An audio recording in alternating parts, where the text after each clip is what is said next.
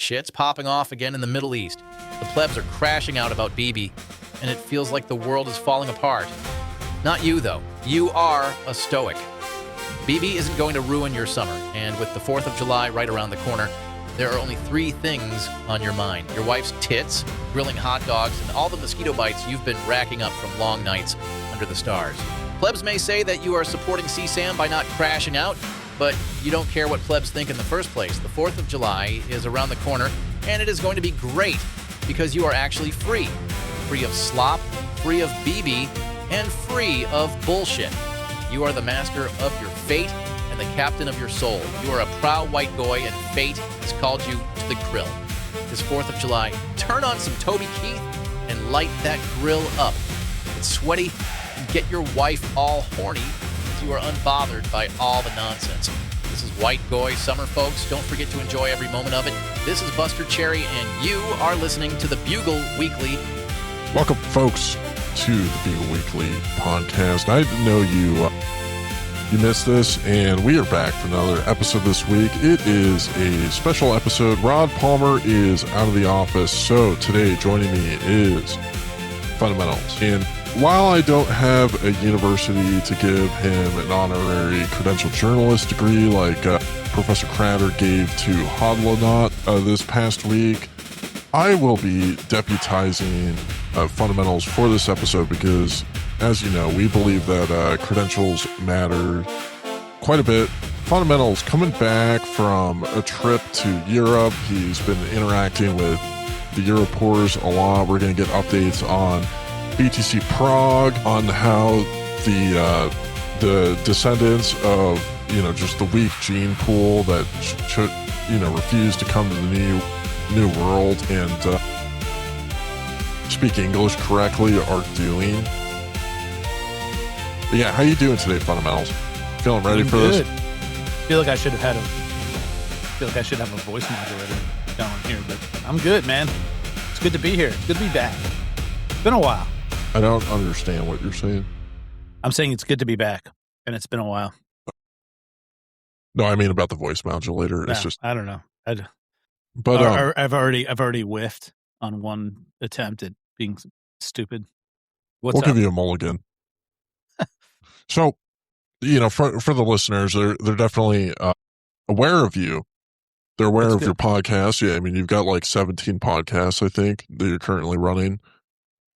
It seems like the Magic Internet Math podcast has gotten a lot of traction recently. But you're stepping into a different realm. You're stepping into filling the shoes of credentialed journalist Rod Palmer. Do you have any, do you want to, flash credentials or, justify to the listener why they should take what you have to say here seriously today? Well, a couple things, I'm a credentialed actuary, highly credentialed, very decorated. And yeah, I've been podconfing quite a bit. So I would say that my media credentials are up there with anyone right now. I'm hobnobbing in VIP section, in speakers section, in conferences. I got to say that's got to put me up there with, I got the right color bracelets to get me into to get me away from the animals at the conferences. Totally. So we had a Found and Boost, I think, last week asking about the status of PodConf. Is it alive and well? What's your take on that? How's PodConf doing right now? I think they are on the ropes, but they're fine. But they've been so infiltrated by people like us and they don't know I don't think they realize it. It's really strange, right? You have people like Jack Cruz, who, would you say he's part of PodConf? I think he's trying to be, but I think he's making it hard for them to want him to be a part of it. So they're dealing with people like him, right? And they don't like it. But they're dealing with people like him trying to co-opt their conferences and, pull stunts on them to be like, oh, they're censoring me. They're not allowing me, they censored my slides. So they're dealing with people like him, just trying to railroad poor moderators who just want to, go to a conference and have a good time and deliver a little bit of signal, right? And then you're dealing with Jack Cruz, who are like, no, I'm going to have slides about the fucking Landauer attack, and they're totally going to be part of this presentation, right? Nobody wants to deal with that. And then after the fact, he's like screaming that they censored him and all of this, even though that was the idea to begin with. So like PodConf is dealing with shit like that. At the same time, they're dealing with people like us who are also witnessing part of this, part of this thing too. And I don't know. It's an interesting time. Maybe it's getting better, right? Maybe it's just getting better because it's not as aligned on just getting stupid, cheap engagement as it used to be. Also, at market bottoms like this is probably the best time to be around all that PodConf stuff, right? Yeah, it flushes out a lot of the noise and the tourism. Individuals that tend to be PodConf and have a little bit more conviction, like the Tim Kotzman types that have dedicated their entire lives to Bitcoin. Well, I have to say, I've been recently observing the tweets from Camp Nakamoto. That, like, honestly, the image improvement they made from last year is incredible. Like, that actually looked like a legit good place to go this year. Whereas last year it was like, hey, let's hang out with Larry Lepard. And it's, it was almost like it was marketed as like a pay to hang out with plebs, PodConf plebs. Whereas this year it looked like there was real signal, a good time, and not as kind of cheesy like that. And they had cool people. They had like really good people. That guys like Ben Justman, there. Right. So I don't know. Like I have to got to give him props for changing the image and making it almost like making that like a desirable place to go. I thought the same thing looking at it. It was, I think it's kind of hard from a starting point when you get a bunch of it's like grown men calling themselves plebs. It just seems kind of silly from the offset, but that's tough. The starting point is getting tough. Well, the starting point of calling, a gathering of grown adults together and calling it camp, like summer camp. Like summer camp is for children. And being able to work with that and actually make it look like a engaging, interesting activity is definitely an impressive feat in of itself. I thought so. I was legitimately impressed. I was like, this is not what I thought it was, not what I thought it was. It was actually, I love camp. I grew up going to camp. I went to overnight camp when I was most of my childhood. My mom worked at an overnight camp so that my sister and I can go to it. And it was great. Great time. And so it gets nostalgic when I see pictures of people enjoying themselves at camp. It's cool. It didn't look like that last year when they were just like, let's hang out with like Luke Broyles and Larry Lepard and pay whatever it was. It felt like it was like pay to hang out with these people. Whereas this year was like pay to enjoy the amenities of a relaxing weekend at camp and for good content. I mean, I don't know. It's like a big image improvement. A lot of our listeners probably don't understand the dynamics of Jewish summer camp. It's a very common thing in American Jewish culture. Did you have to like wear a yarmulke at summer camp? When you're going in the canoe on the river? No, it was not it was a non-yarmulke camp. There were we did have services though, like Friday night before dinner. We would say like a couple of prayers and go eat dinner. That's about as Jewish as it got there. What was the name of the camp? The name of the camp was called Oxford Guilford, and it was in a town called Guilford, New York. I don't know where the Oxford came from, but the Oxford was the boys' camp, Guilford was the girls' camp, and I guess they were two camps that merged together on the same property.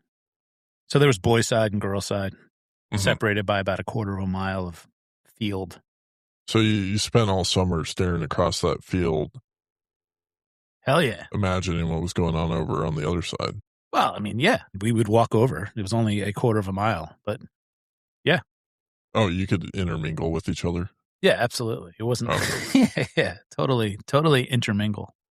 We had the dining hall was unified, so we would walk over there for all the meals. Interesting. It was Jewy, but it wasn't like, you know what I mean. It was like very Jewy camp, Mm-hmm. but it wasn't religious yarmulke Jew camp. Makes sense. Do you ever miss wearing a yarmulke? I don't think so. I never liked it, to be honest. Yeah. Never really liked it. Never cared for, especially in public. I always thought, like, why do I have to wear a yarmulke in public? This is bullshit. Was that something culturally you've experienced in the past, as having to wear a yarmulke in public? When I was part of when I was a teen and I was part of like Jewish youth group, we would go out in public, like to whatever trips, and we were supposed to wear yarmulkes in public. I'm like, this is not good.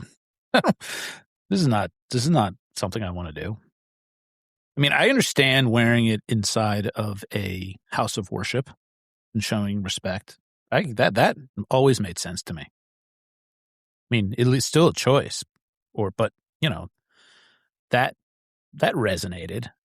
But like being outside at like the batting cage, or the Knicks game or something like that, and still having to wear your yarmulke, I was like, this isn't. Why do we still have to do this? What do you think the purpose was? It was just like, reminding you of your culture everywhere that you go and the importance of it, or just I trying can't to imagine. I honestly think it was just a way that they knew where we were. They just knew like we wouldn't get lost. They would look for people who were wearing yarmulkes, like in places where no one's supposed to be wearing one. That's how they knew. That's how they knew it was us. Like the adults in charge. It's like wearing a fucking tag, like this is how, like they could have just given us like a pink hat, which would have sucked too. Just as embarrassing. Yeah. Matching t-shirts. That's a very common one. You go to the airport and you see the school trips. They're all wearing matching t-shirts. Oh yeah. Both of my trips to Europe, we had these big, big schools on a trip. Both flights. Yeah. All had the same t-shirts, but they didn't wear yarmulkes. I mean, imagine being in an environment like this today and having to walk around with the yarmulke. Yeah, especially in an airport. Like, Jesus. I wouldn't like it. Do you know that I was invited to a Shabbat dinner at Prague? And it was pretty great. And they told me to keep the yarmulke, and I still have it. That was wild. I went with Shadrach. Barn Miner sent me a yarmulke for Christmas. Yeah, the baseball yarmulke. It's like the least holy yarmulke ever made, but also the funniest. Well, I've seen some pretty funny ones. Because I grew up around a lot of Jews, and like being in the media, I've been around a lot of Jews. So I've like gone to like bar mitzvahs and stuff, which is like the only time I've been in a Jewish synagogue or whatever. And I've seen yarmulkes of like sports teams. That's pretty funny. It's like it's capitulation, It's like, oh, if I have to wear this thing, I should at least express myself. Treat it like flair. Yeah. Yeah. We should make you and Craig some fish yarmulkes. Oh, they have them. As you may or may not have seen in Vegas, but fish is a very Jewish phenomenon. Yeah. For, for pop culture phenomena, it skews highly Jewish. Yeah. And there are yarmulkes. I have a donut. I know I have one somewhere because there's pictures of me celebrating Hanukkah wearing it. I got a donut yarmulke somewhere. Maybe that's part of my resistance to fish. It's like as a goy. That's understandable. Yeah. It's one of the you'll remember it was like one of the last things you got to do before White Goy Summer started. Gosh. How's White Goy Summer been for you so far? Have you felt left out of all the festivities? No, I've been in Europe, and it's really strange, right? It's just it's different. It hits different in Europe. Right. All White Goy activities hit different in Europe. How so? It's like they don't know about it. They don't know about a lot of things. White Goy Summer is not in effect at any of the conferences I went to in Europe. It's really funny when there's like I hear this from time to time that like America has like no culture or like no history or whatever, and they're like, you go to Europe and there's like all this history, and you know, you go into like a small town in Europe versus like a major city in America, and it's like, you know, thousands of years of like culture and history versus like, you know, hundreds of years. America's 250th birthday is right around the corner. Yeah. And it's like that's not entirely true, because like the people here like have a tremendous amount of history, and it's like all the best parts of, you know, the individual's lineage that, you know, came over has been brought here and kind of meshed together. And so it's like, you know, it's like the all-star team versus like Yeah. just like the regular team. And I feel like, you know, a lot of these small towns in Europe that have all this history, they're like, you know, the minor leagues compared to like having all the best sports ball players on, you know, a In single some team, ways. which is the US. Like, I'm in Philly, and there's a good amount of history here, but it's still, you know, I guess it pales in comparison to some of these villages in Europe that are thousands of years older. But I think you're right. I mean, I think we came up faster because we were better. You know, 400 years of America is like, I don't know, 4,000 years of Europe, right? Well, geographically, it's just so much better in every way. And Yeah, because we got to do it. We got to develop our history without dealing with being invaded by other countries all the time, right? So the velocity is much faster, is much higher here. well, we're supposedly being invaded by the Fabians right now. It's And true. I'm curious on your thoughts on that. Are Well, who you concerned Fabians about the Fabian? Who Fabians the Fab? You know, who are the real Fabians? Is the question. Are the Fabians who are meant to think they are, or are they the people telling us, scaring us about the Fabians? Are they the real Fabians? Well, I think, you know, it's you're probably familiar with the Salem witch trials. Probably, you're probably intimately familiar. Yes, I am actually very And familiar. yeah, I mean the Puritan culture, you know, and the concerns around, you know, witches and stuff like that. We're seeing that play out in Bitcoin culture today. And I think it's important. Who are the witches? Yeah. So the witches are shitcoiners, the witches are Fabians, the witches are I see. The people that are being blamed for the fact that everyone thought they'd be rich by now. I mean, that could be a part of it, yeah. But I think it's like, you know, also. Is David Bailey a witch? Well, I think the only way to figure this out is like we have to have trials. We have to have fair trials where David Bailey is put on trial. You know, I might have to stand trial. Jack Cruz was accusing me of being Israeli, I think. Yeah. Which was confusing to me. Very sane, very sober, very sane. Yeah. I mean, I guess we all are going to have to stand trial, right? If that's the case. But when does Jack stand trial? Who puts Jack on trial? Jack Dorsey. All the Jacks. There's a lot of Jacks causing fucking problems these days. You know, the Jack wing of PodConf. You know, you need a Jack bracket of Maxi Madness. The Jacks are definitely much more influential than the Bens. That's pretty clear. But yeah, I mean, I think we need to figure out a structure for how the trials will be run. I think, you know, Matthew Cratter, Bitcoin Mechanic, and Luke are probably good candidates for facilitating the trials. You know, Justin Belcher and Hodlonaut are good individuals to, you know, be prosecutors in the trial. You know, there needs to be a series of judges. There needs to be a series of, you know, lawyers and advocacy. Like you have Shinobi being like the defense representative, and well, he might be placed on trial himself. Oh, for sure. But you know what you're missing? You know what you're missing from your contract to these trials? Because I don't know where they were in Salem, but where are the Jewish lawyers and judges? Where do they fit in? Are they excluded? Are they not allowed to preside over the trials? Yeah, Only goy lawyers.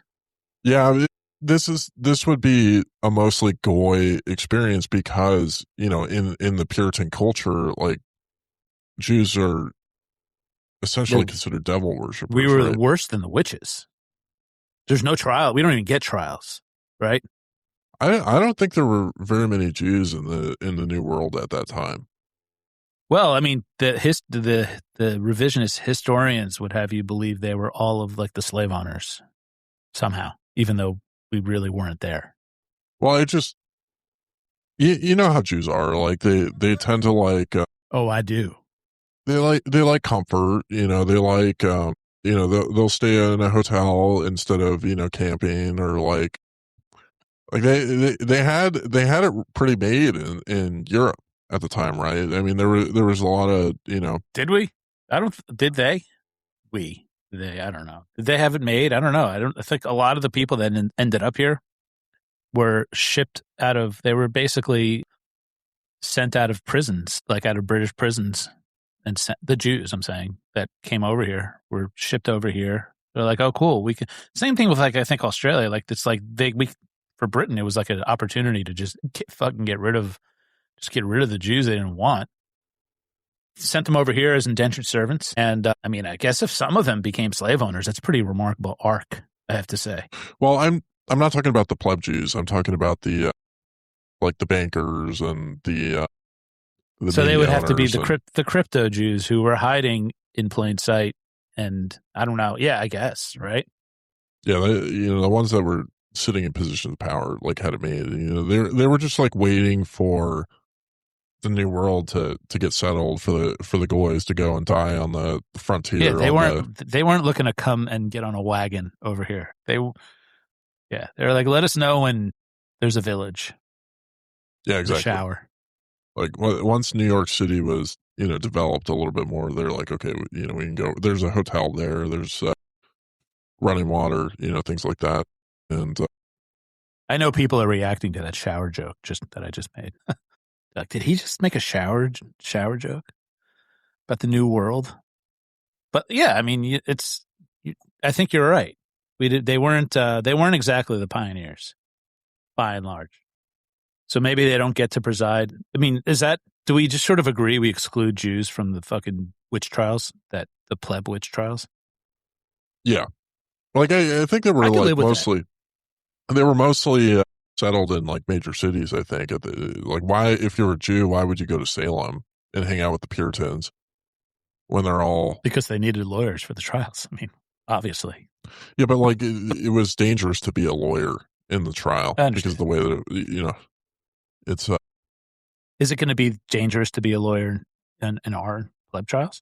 Yeah, absolutely, it's dangerous because if you are advocating for the unpure, then you yourself may as well be unpure too. It's like I mean, I don't know. Maybe there's some ways to protect yourself. Like you could be a lawyer, but you support BIP 110. Are there any lawyers that we know of that support BIP 110? Yeah, Ocean's lawyer. I mean, who's it's that? just who? Yeah, who's that? I don't know. I mean, like of the lawyers we know. Like we know a few lawyers, right? Most of them aren't even Jewish. The lawyers we know, right? Guys like Matt Keita, Thomas Paccia, right? We know those guys. They're lawyers. Joe Calasar, Zach Shapiro. He's Jewish. But any of these guys? Are any of these guys like BIP 110 defenders, legally speaking? Well, I mean, the thing with lawyers is they'll support where they get paid. And so, like, I think one of the problems with BIP 110, that individuals like Chris Guida, have been pointing out is that they don't have a lot of institutional support in that.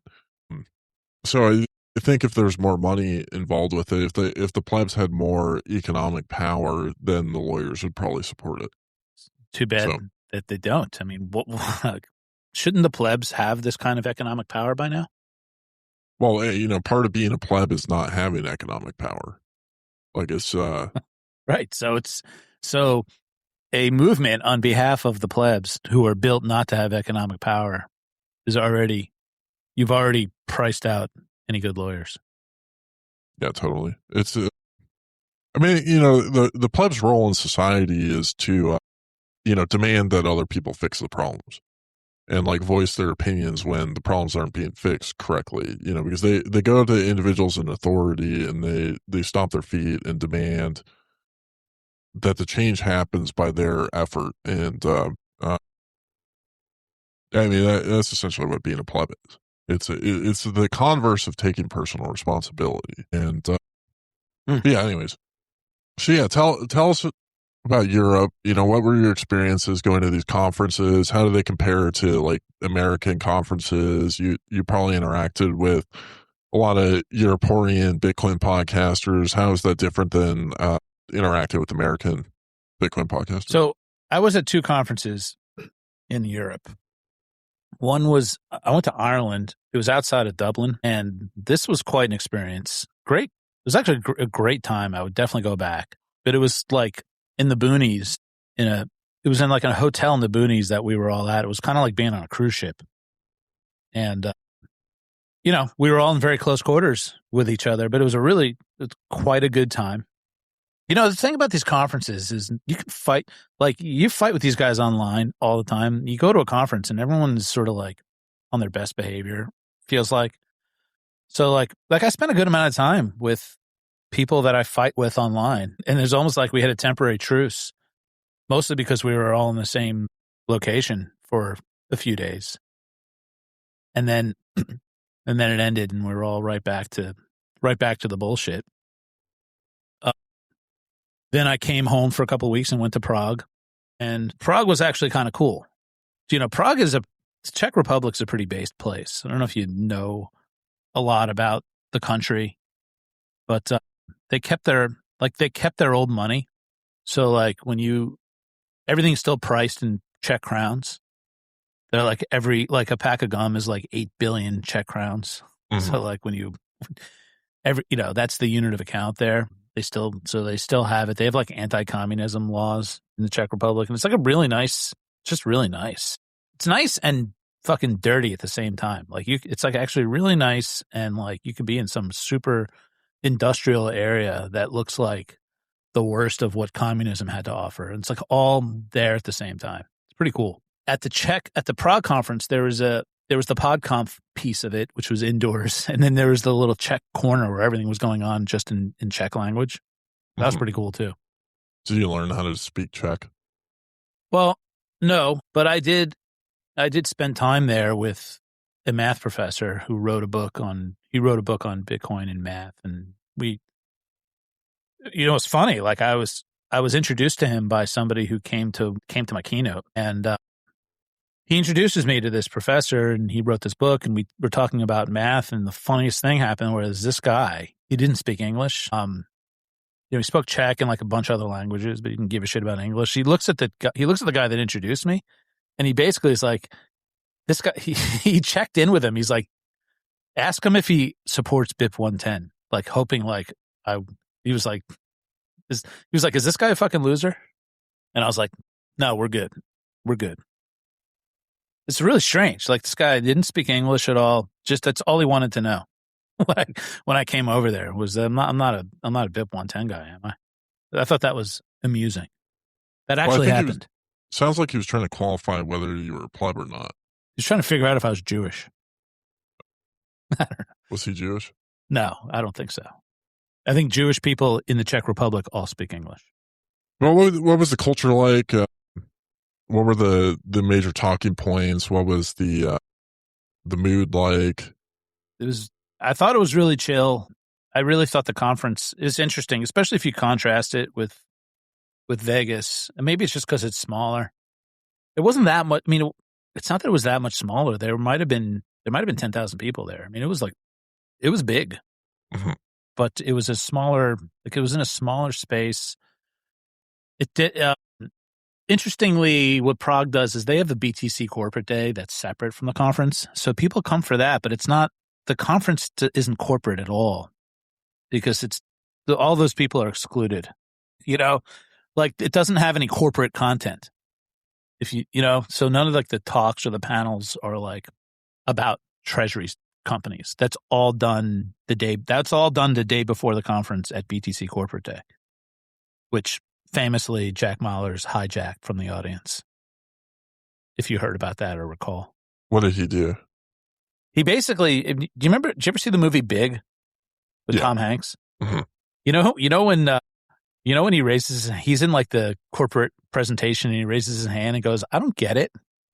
That's what Jack Mahler did. He basically raised his hand in the audience to Saylor and just like, he's literally says like, "I don't get it." And then he ended up on stage and they hijacked that presentation for an hour, all about Jack kind of playing dumb, saying, I don't get what you're doing. He was questioning STRC. Yeah. The whole notion of digital credit. I mean, and maybe Jack is the voice of a new generation for all we know. But this was strange, and it wasn't received the way I think he would have thought it was. I've heard about this from about a dozen different angles, and they all basically said that Jack kind of embarrassed himself on this. Well, the big controversy that I saw around it was his shoe attire. People are very concerned that he was wearing boots, so he goes and tries to challenge Saylor toe-to-toe with his gay European boots. And that's the thing. You have to road test new footwear before you start challenging people like Saylor in it. This might have been Danny's problem, too, on the podcast. Like, when Danny got attacked on his own podcast, he might have been wearing unfamiliar footwear when he tried to go at Saylor and just didn't. You realized, you have to road test your footwear. Well, maybe what it was is, Jack might have been genuinely trying to understand what Saylor was doing. And so he was trying to walk a mile in Saylor's boots in order to do that. Well, he could have texted him probably any time. He didn't have to do it in the middle of a big conference in front of everybody with cameras rolling. So did you hear about it, or did you just it was the talk of the conference, basically. And we went out that night. It's all anybody was talking about. Jack's antics, And Jack, people wondering if Jack actually understands. See, that's the thing, because he was in unfamiliar footwear.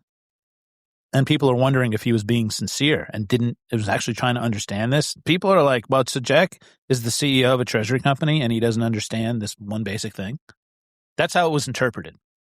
And I think that's one of the first big misses of Jack's career, where he was interpreted in a way where he wasn't expecting to be.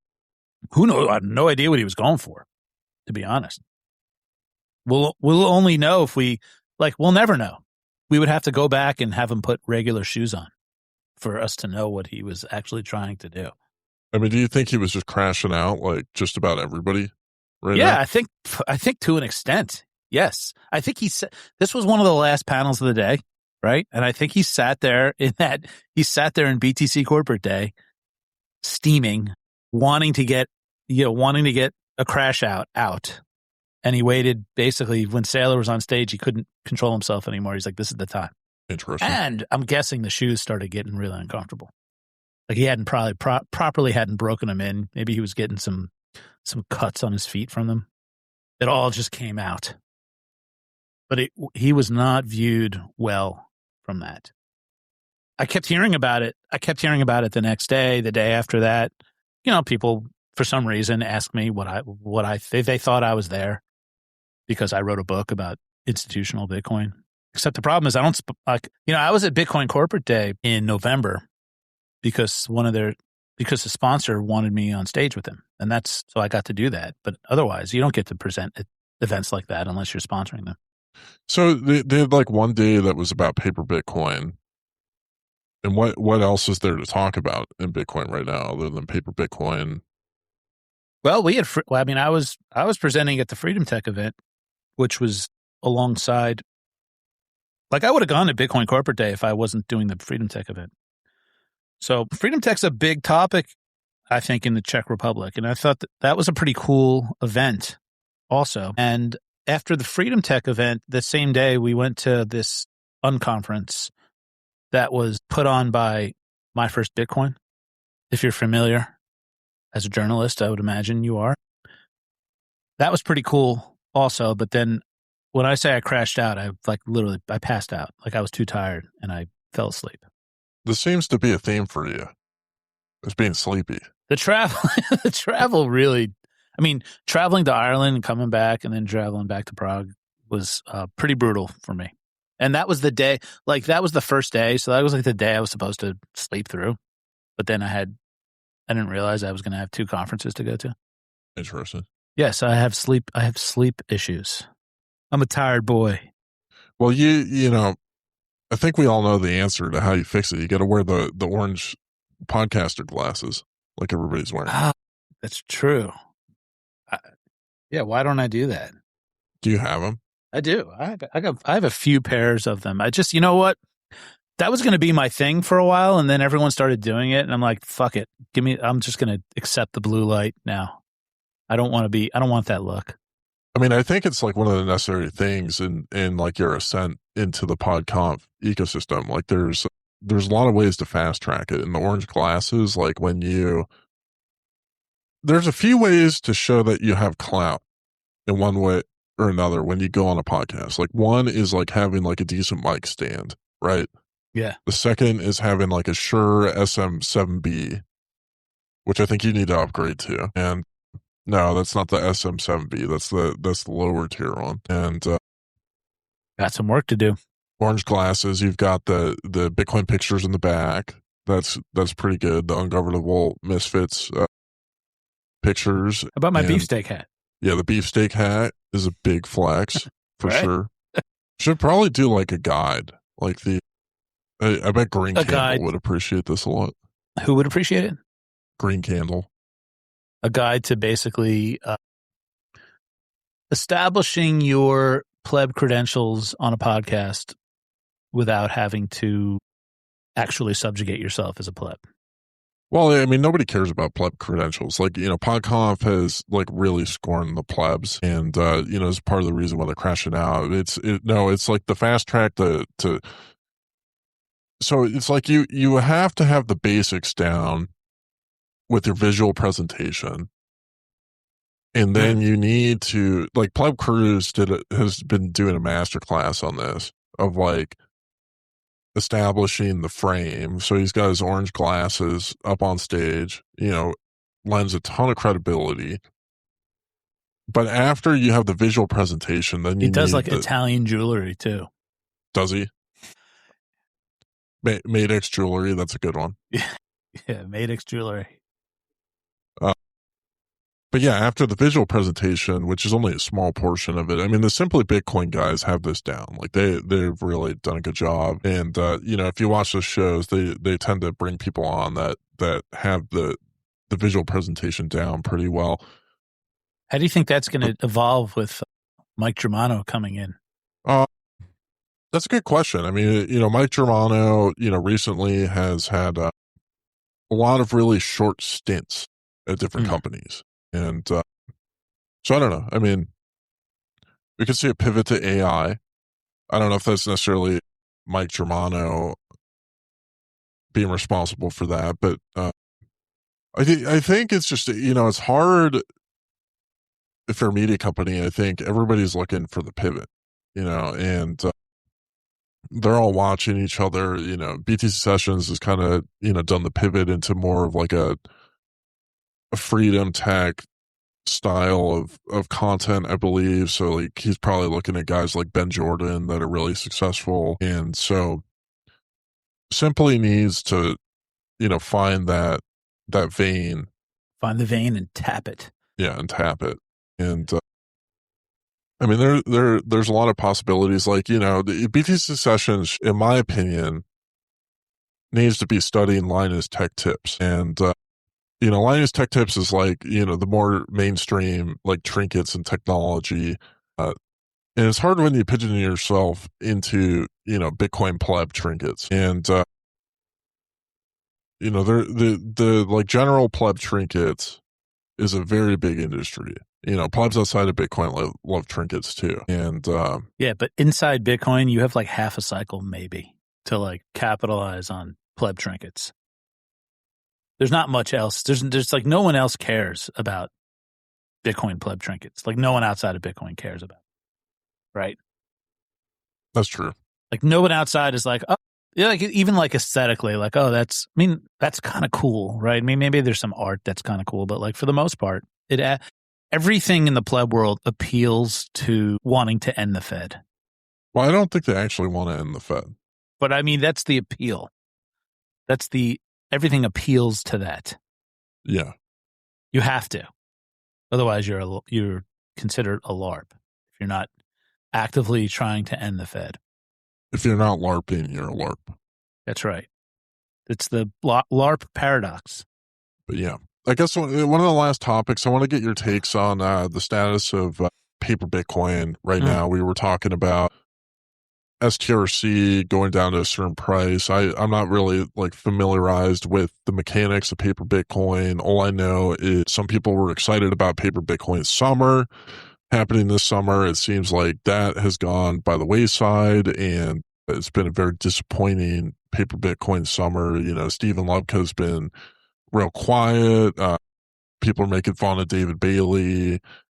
The plebs are turning on Sailor, which, you know, is like a huge development. And so Stephen came on my podcast, and that's an episode people should listen to. I think I called it, I forgot what I called it already. It was like Better Bitcoin or something like that, Higher Thinking Bitcoin. And that was a really good episode. I haven't really heard much from Stephen outside of that episode, but that was a banger, and people should go check it out. And, you know, I did write a book on how to properly paper Bitcoin, and then this whole paper Bitcoin summer completely sniped it with something different. And I do feel like what I wrote about is aging well because I didn't include any of this.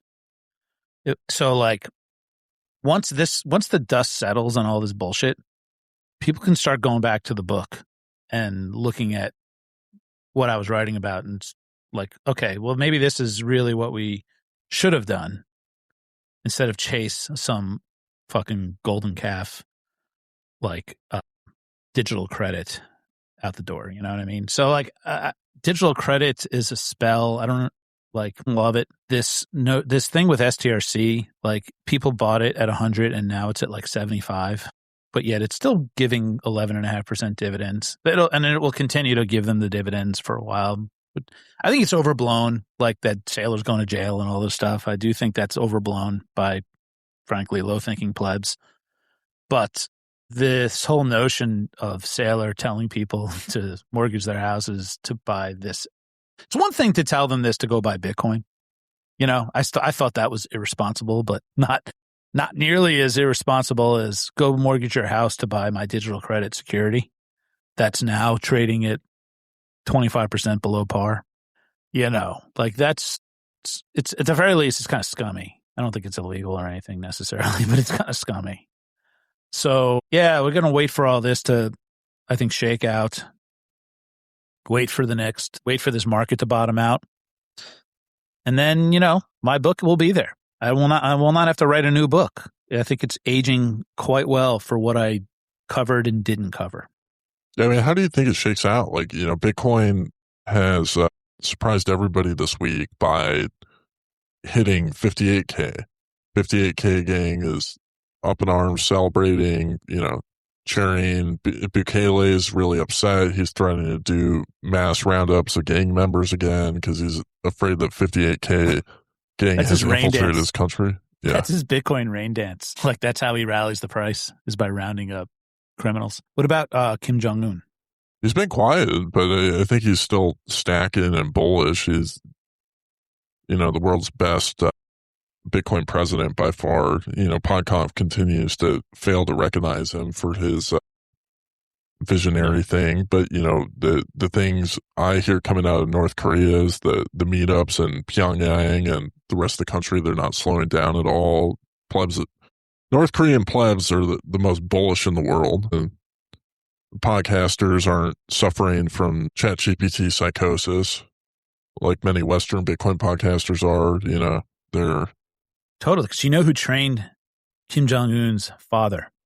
Most people don't know this, but who trained Kim Jong-un's father was Pol Pot. Little known fact. I thought it was Stalin. Well, wasn't Stalin and Pol Pot in league? Weren't they bros? To some degree. I mean, I think those alliances are always complicated looking at. Dictators can be friends up to a certain point. It's kind of like the mean girls in high school, where they don't always get along, but they definitely follow each other's playbooks.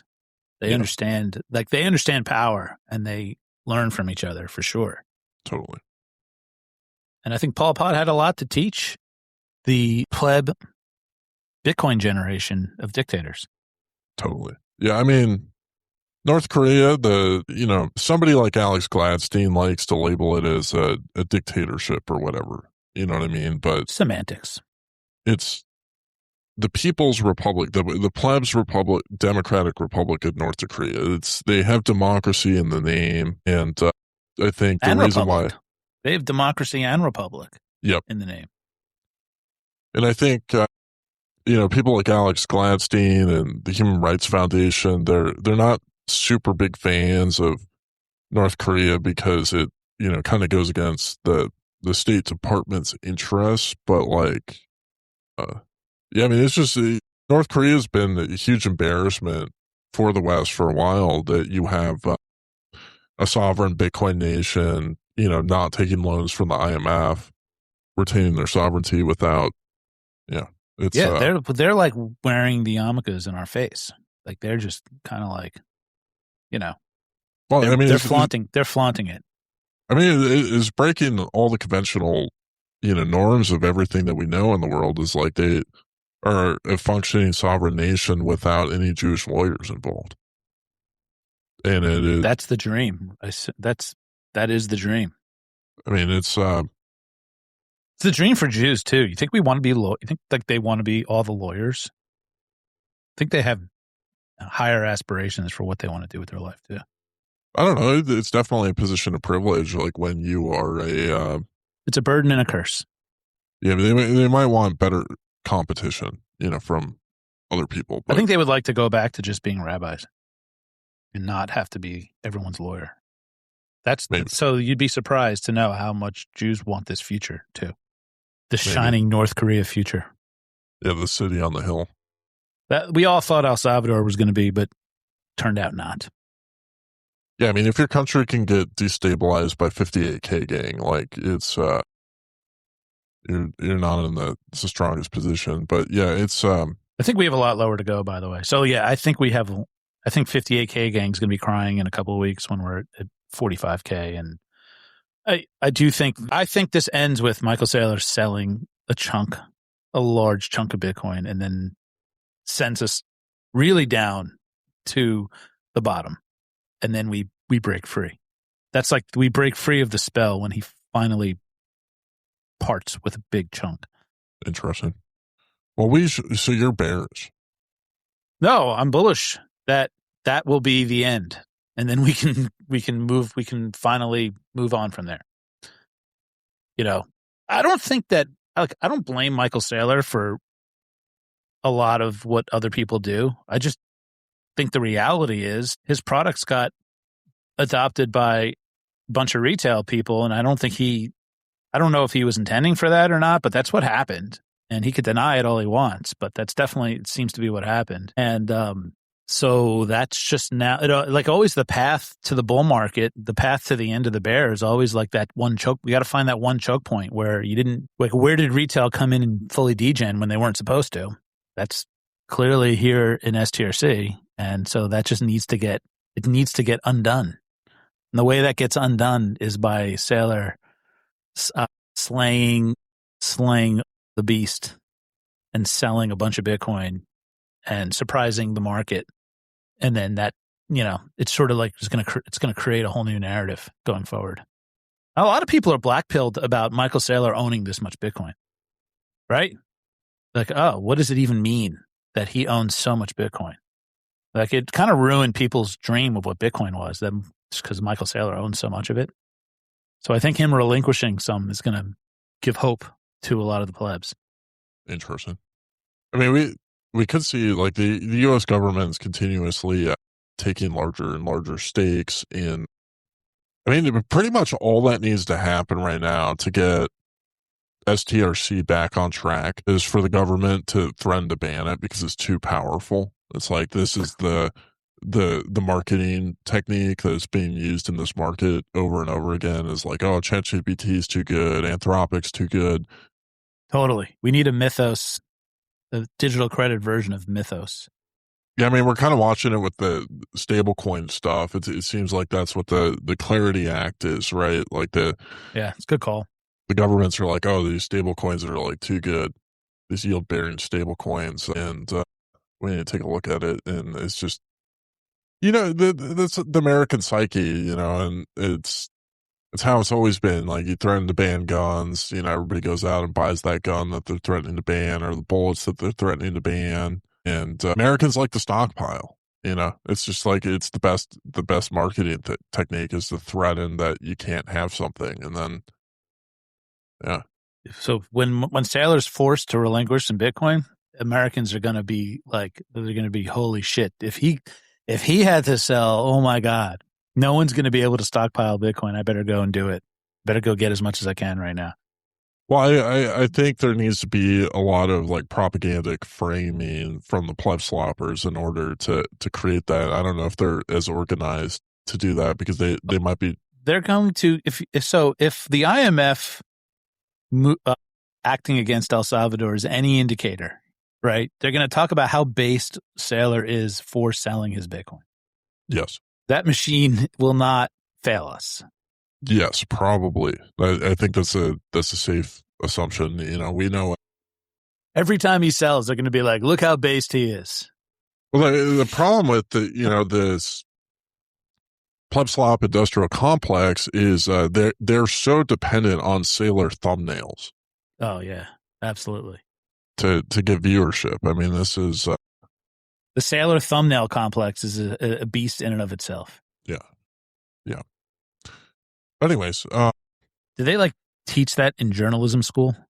No, they don't. It's these guys aren't journalists, so they have to come up with these different tactics that are very like dependent on algorithm trends. And when I was in journalism school, I never learned about an open mouth thumbnail, and I don't know if that would have served me well or been an impediment. But no, it's just a lot of journalists partake in pleb slop, but it's credentialed pleb slop, and there's a little bit more polish on it, a little bit more professionalism to it, and I think that's the professionalism of it all has gone by the wayside, and that's kind of what you're seeing, with a lot of these YouTube channels, and it's. Credentials matter, and they're mattering more than ever, as we are fully in the first turning. A lot of people are resisting that. Brandon Quittem is, fighting it as hard as he can, but, it's just a growingly clear reality that you fight it if you want to, but you're going to lose the fight. That's for sure. First turning is here. Oh, yeah. You're knee deep in it. Well, do you have any other thoughts before we wrap this one up and get into the Fallon boost for the show? No, it looks like we hit exactly an hour. This is perfect. I'll go through and read this. Sasha, I will say you should acknowledge the subscribers more often. Oh, I do. Not just the boosters. No, I do every episode. You haven't been listening. I listened to. I did listen to last week. Banger. It was a good one. Well, I did mention all the subscribers. I didn't hear it. Oh, yeah. I didn't hear it. Well, you should listen again because I did. Sasha, 9,999 sad, said, what Bugle listener is the strongest? Submit your Sunset Circuit results to Sasha Hodler on X. 400 meter run, as many push-ups as 2 minutes, plank as long as you can, 3 minutes, rest in between each. And she's got an audio ad. I'm going to splice into the episode right now. Welcome to Sunset Circuit, Jacksonville Beach, where athletes of all ages come to test their speed, their strength, and their will. Who is the fastest runner in Bitcoin?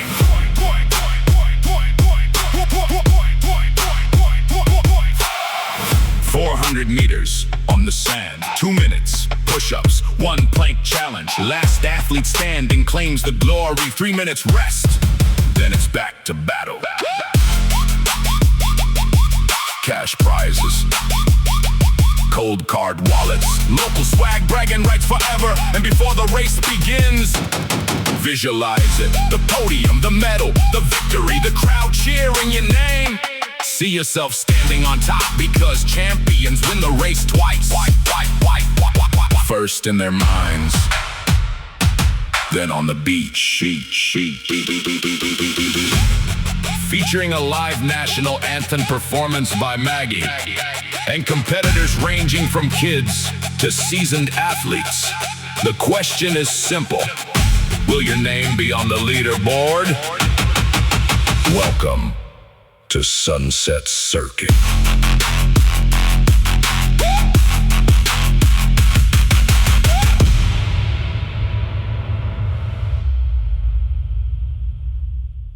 It's a nice boost. 9999. That's a nice one.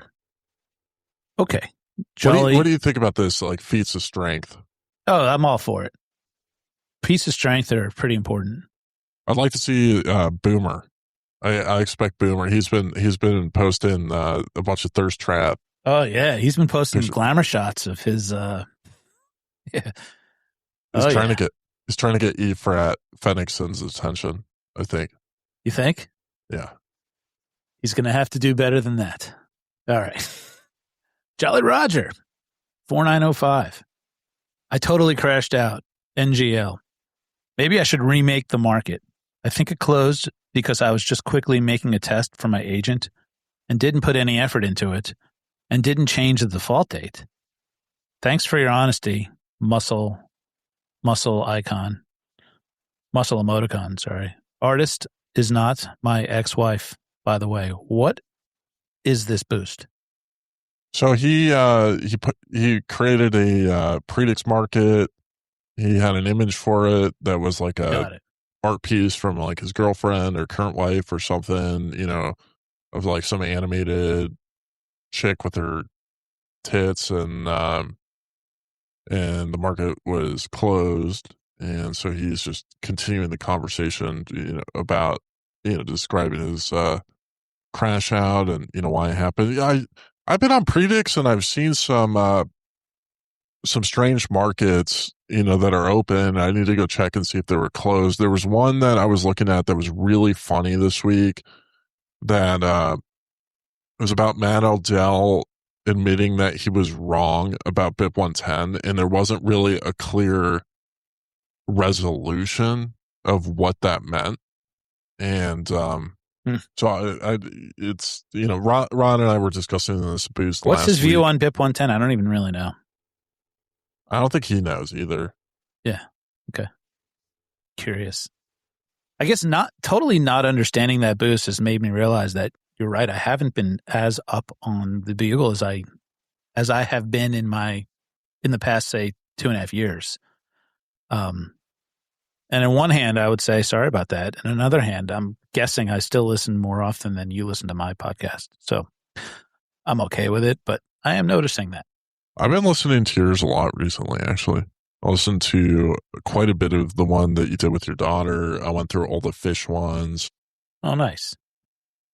What else have I listened It's done? been like the one thing about traveling for me, it's been very hard to listen to podcasts. Like I don't know, it should be easier, but for some reason it's much harder for me to listen to podcasts when I was traveling like that. Well, I mean, part of it is like when you're going to all these events, you're essentially living podcasts. Yes, so it's like the last thing I want to do is crack on a podcast necessarily. Not that, So, but yeah, that like I don't like that I just read a boost and I didn't know what they were talking about. I should tell you. So, like, I'm definitely gonna go back and get back on the train here. Listen to more of you guys more frequently. That shouldn't have happened. I shouldn't read a boost and not know what the hell they're talking about. It's a leading indicator of not good things. All right. Team Satoshi, 521 sats. Thank you for your time. Stack Jero, 500 sats. No comment. Thank you, guys. Okay, local Bitcoiners. I know who these guys are. 420. So this is their ad. Right? Local Bitcoiners can find the intellectual Silk Road by listing Bugle News every week, but listening to Bugle News every week. Thanks for helping local Bitcoiners monitor the situation. Yeah, shout out those guys. And you got Rev Hodl basically saying the same thing, but we should just read it out because that's what he paid for. If you're not listening to Bugle News, I highly recommend it. I look forward to every episode. 40 HPW starts with Bugle Weekly Podcast. What are some of the top pods in your queues? That's a question from Rev Hodl. Go on Noster and answer him. Yeah, that's looking forward to Lake Satoshi and hanging out with Rev. You've been in my rotation, Bitcoin and Dave Bennett. That's a good one. He's the man. I listen to Rabbit Hole Recap sometimes, as much as I can tolerate Marty. I do too. It's like, what is still nice to know what's going on in the world. They're probably the best at telling me what's going on in the world. How Money is in my rotation for sure. I really enjoyed Max had the guy from Phoenix Ammunition on the other day, and that was pretty cool. You can actually go on Phoenix Ammunition's website and buy ammo with Bitcoin. And buying ammo online is pretty nifty and easy. You just get it shipped to your doorstep as long as you don't live in a super gay state. And it's pretty sweet. Nice. If I had enough fountain boosts, I'd be able to buy bullets with Bitcoin. And I do buy bullets with Bitcoin, but it's just I cut it into my cigarette. Have cigarettes moved? Has there been cigarette inflation in this market? No, it's been really flat. It's been strange. And, it's just inflation tends to lag, it seems like, a little bit on certain things. And then it's very sensitive on other things. So cigarettes have been like stable coins in a lot of ways. Well, that's a good thing, I suppose. Silas Thornbrook, 121 sats, says, big thanks to Richard Rod for another epic. Rick, cheers, fellas. Like Satoshi, Maxine. All right. Kaylee is I'm here for you. Broccoli boy crashes out under your woman boss energy. Stay hot. Oh, Silas is Randy. Big fan of Kaylee. Yeah. I'm a big fan of Silas. I hope he's saying he's going to be at Lake Satoshi. That'd be cool. Yep. All right, Noster Gang. 250 mosquito bites on the 4th, or you're a gay fed. So I do know what that means because I listened to the last episode. Nice boost. That's a lot of mosquito bites, by the way. I've been getting wrecked with mosquito bites. It's like bad. Yeah. Some of them like really stand out too, and they get all like swollen and itchy. But it's a sign of the proof of work. It's one of those necessary things you have to go through for white boy summer. You have to be outside, so you just have to do it. Totally. Yeah. Do you have a remedy? Do you have a remedy for mosquito bites, or you just fucking scratch the shit out of them? I don't scratch them that much. I mean, I guess put like some aloe vera on it or something, but I haven't really been doing that. I just appreciate them. When I get itchy, I just appreciate it. Oh man, you want to hear a funny story real quick? I heard from Prague. Sure. There's a guy that told me that he came to the Bitcoin conference in Vegas, and he did in the Bitcoin conference in Vegas in the VIP area or in the whale area. They had these red lights on us. Do you remember seeing those? Do you remember seeing red lights on us? No. Well, they had red lights on us, and he went in one, and he ended up having to go to the hospital in Vegas. This guy's from Germany. He flies to Vegas to the Bitcoin conference, does 10 minutes in a red light sauna, and ends up in the hospital in Vegas with burns all over his body. Wow. I thought that was funny. I wonder why. Maybe eating too many seed oils. No, they said, but apparently, I don't know, like they didn't calibrate the sauna wow. correctly or something. Wow. Pretty Sounds awful. like a good job for some Jewish lawyers to intervene. There you go. Wow.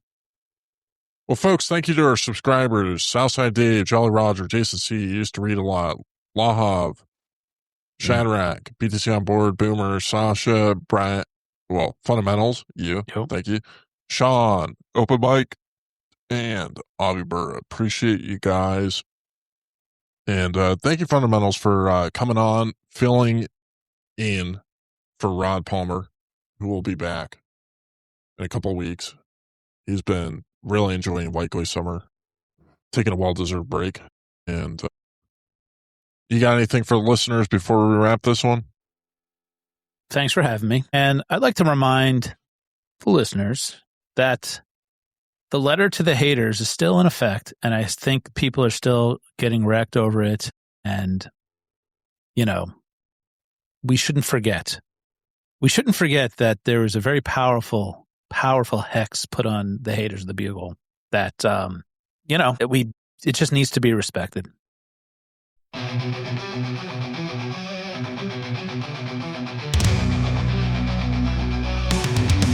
It is with ground joy and sexual pleasure that I come to you with news of your haters' demise. Every bitch be pussy boy and fat bitch with the white bum who has talked shit on your good name is about to be cursed for the winter. So frigid that they will lose a minimum of 3 toes to frostbite.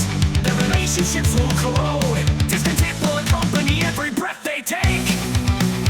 Their finances will dry up like elderly Poontang. Every sour seed they have sown with you in mind will be harvested for them to choke upon. All of your haters are about to spend their morning scrubbing dog shit off their crocs. Their debit cards will get declined, forcing them to be looked down upon by 300-pound woman in a referee shirt named Yowo.